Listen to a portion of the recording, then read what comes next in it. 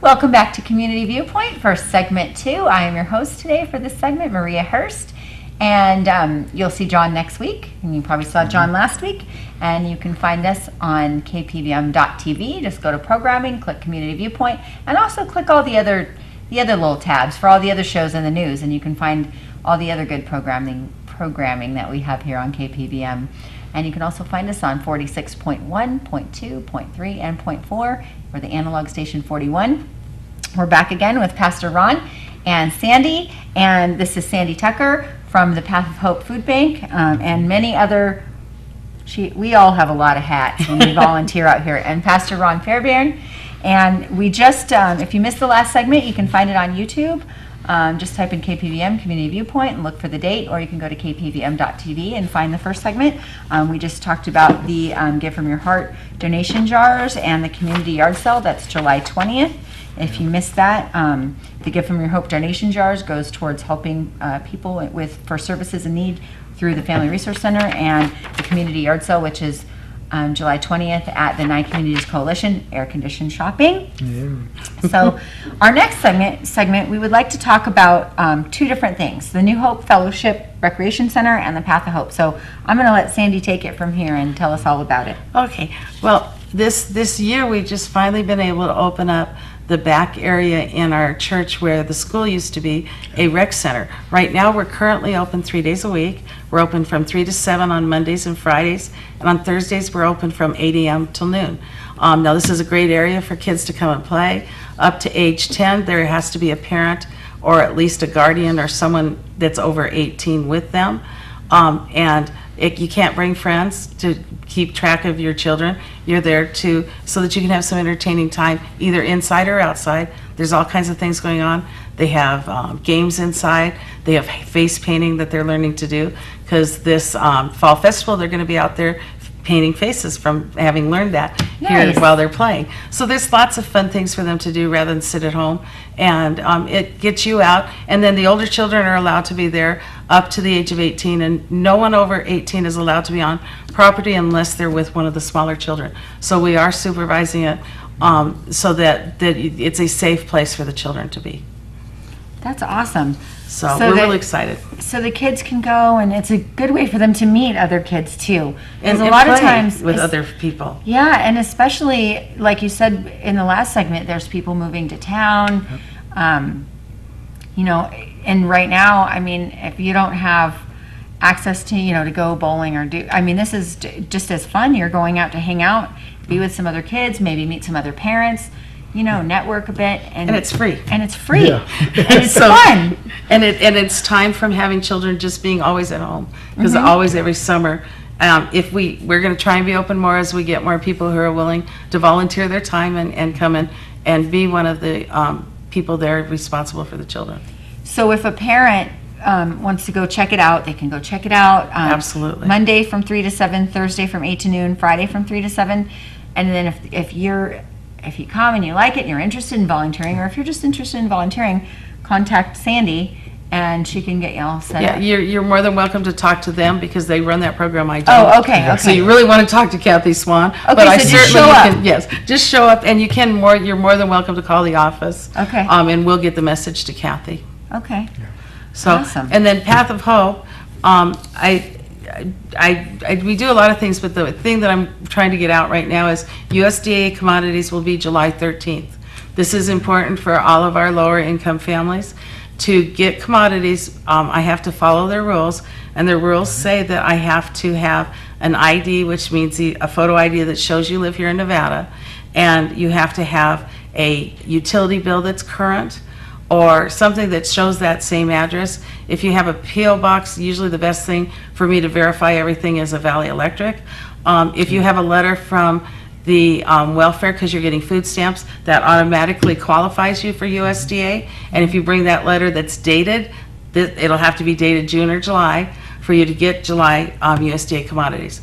So you just have to have 2 forms of ID, and it's a drive-through line. So what we do is we have you follow, you kind of, believe me, when you get there, you'll be able to see. We start at kind of around Center Street, and it goes up and it wraps around through all of the dirt trails out there. They usually tell me when they're over at Kentucky Fried Chicken. We try and open as early as possible since it's late. Our official hours are 9 to 11, so I will never shut the gates before 11 if we get through the whole line, but we will keep the line as long as it's open going. So usually we can do 10 cars at a time with our volunteers, and that way it goes really quick. The first part when you're sitting is bad, but once you see the line move, it seems like we move it in 2 hours. Yeah, and last time we did over 500 families. And the line, I go and I sign people. Yes, you do. I'm a signer. And the line was done at 10:30, and so they stayed open, and there was cars coming through between 10:30 to 11, but everybody got in and out of there. All the volunteers are so great. You don't even have to get out of your car. You just show you have your ID ready, and your power bill, or your phone bill, or your gas bill, and you just present that and say how many people. And one thing I want to tell people about the commodities, because a lot of people don't know, and if you've been watching the show for a while, you know I work for WIC, and I'll send families over. Some families will say, well, I don't have a ride. Well, ride with somebody who's going.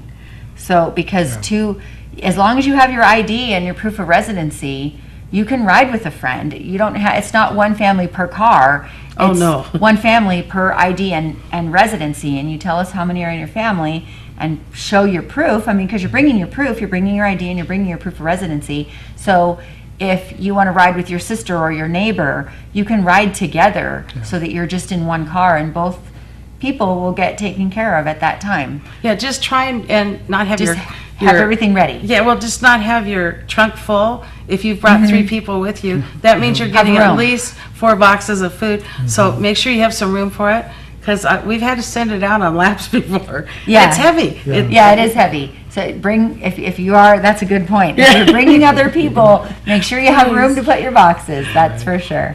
How are we doing on the walk-in freezer? Because I know that was one of the things that you were talking about.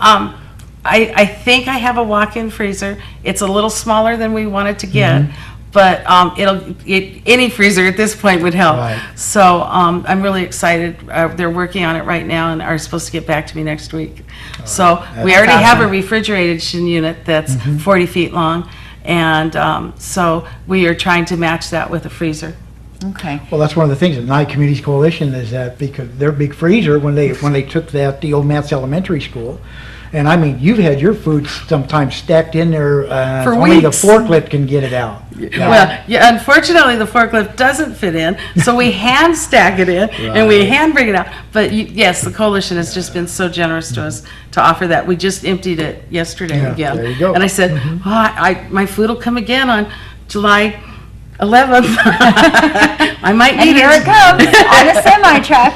Yes. And the more volunteers that they have to help was with gonna say this, that. the less of them that will be hot. They can Yes. volunteer in increments, and especially when it's hot out there. And we just got 4 pup tents that we're now using. So then we'll have some shade over at Okay. least 4 of the 10 people. We're Okay. still trying to find more of them. If you have one of those little tents that you don't use anymore, or if you have a stand-up umbrella that you're tired of, if I can get those over those workers, it's so much nicer for them. We're talking over 100 degrees, and it's tough that day. Yeah. I like the way they're set up. They got 50-gallon barrels that they put water in, and then that way the weight, they can use that to keep their tents down when we're windy and everything. Yes. So if you have any good 50-gallon water barrels, that would be good too. Yes. We, the other ones, though, we don't have to put those on, thank goodness, because we just take them up and down. And this week it was wonderful. In the line, I was able to have all of the vegetables and fruit covered, all of the meat covered. So as we were giving it out, at least we were trying to keep it not defrosting, for the meat, and keep the vegetables and fruits from going bad in the heat. Because now all summer we have that challenge. Right. If somebody, I just want to go back to the USDA Commodities Day one day. How are we doing on time? Okay, good. Okay, so if you have, hours that you need to do? Can you do that through like the welfare office if they need hours? Yes, we take TANF, we take any of the, Like you have to community check service in the hours. community service hours if you're doing them for court. And we do check who we have there so we know anybody that's on property. Judge Wonker is very, very, very helpful with us. And her drug court kids go to jail if they don't come work with us on Saturdays and they don't have our hours that week. And Because it's a good way to get your hours, but also But it's it makes giving you back feel to the good because community. you're giving back. And check-in is at 6 on July 13th. Yes, so Check-in. if you want to come work, we need you Check-in at is at 6 a.m. and you are not allowed to complain because I'm there at 5:15 and I don't like that hour either. And the So- judge also but it's a comes and good- Yes, and the volunteers. judge is there. She volunteers She does. herself, yes. And it's a She's a taken good donuts at cause. Dine the Lion a couple times. She has popcorn that she's popping. She's just done so much. She's just very behind this USDA commodities helping out our community. It's a fun day. Let me just tell you, it's a fun day. It is a fun day. Everybody is working together. It's just, most times, I mean, it's just like seamless. You know, you have everything ready. And if you see the people, if you're in line to get food and you see people, the gate is shut, people are working. There's nobody sitting around on that day. They're working, they're getting these boxes ready. So when you pull in, you're good to go. You just make sure you have your ID and your proof of residency ready, and your car will be loaded like instantly. And then you can go home and put all As I your said, food away. we do 10 at a time that we bring through, so we are able to do it very quickly. And what holds us up every time is not having proper IDs. Right. So that's the just part bring that. that if you're bringing people with you, ask them if they brought them with you. And have it ready. Let's talk about how many people Path of Hope served this last Wednesday. Last Wednesday was 511 families. I don't have all the numbers of individuals. So 511 but families. That is high. We've been averaging since the seniors gone out of town now a lot. It's dropped, but it just Food for Thought was not doing a summer program this year, and so they gave out our name so that they could come and get food from us. So we're trying to make sure we're filling in so that the children are still getting food. And in the community right now, we're trying to work to get as much food into them as we can. There's a couple of schools. If you check with the coalition, if you check with our church, we have the list of them. I'm sorry, I didn't think to bring them today. No, But that's there okay. are 3 schools that have different times that they feed, but they're exact hours, so you have to come in that time, and a parent does have to accompany. But they're feeding children all the way up to 18. If you want that list, I would call the Nye Community Coalition, and it's the high school, it's JG, and it's the middle school. And 2 of them, I'm not sure which 2. I know that middle school's one is doing breakfast and lunch, and one of them is just doing lunch. Right. So, but every single day, children under 18 can go get a free meal. And there's going to be a week in August, or I think it's August, at the park that they'll be feeding, and they'll actually have activities. That's So, awesome. we'll try and make sure that gets out to everyone so that they have that available to them.